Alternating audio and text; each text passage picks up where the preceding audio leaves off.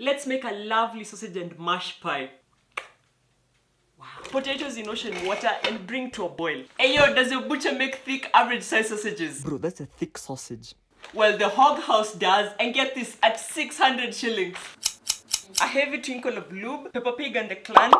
The key is low, slow, and patient. Once they're plump and brown, set them aside. Sliced onion, minced garlic, brown mustard, sliced sausages join the party, thyme, rosemary, magic powder, tomato paste. My pan is too small. Flour, beef stock, peas, and a touch of salt and pepper. And bring it to a bubble, giving it a stir. The boiled potatoes, then do the thing with your trusty soul crusher. Soul crusher, can you do some for me?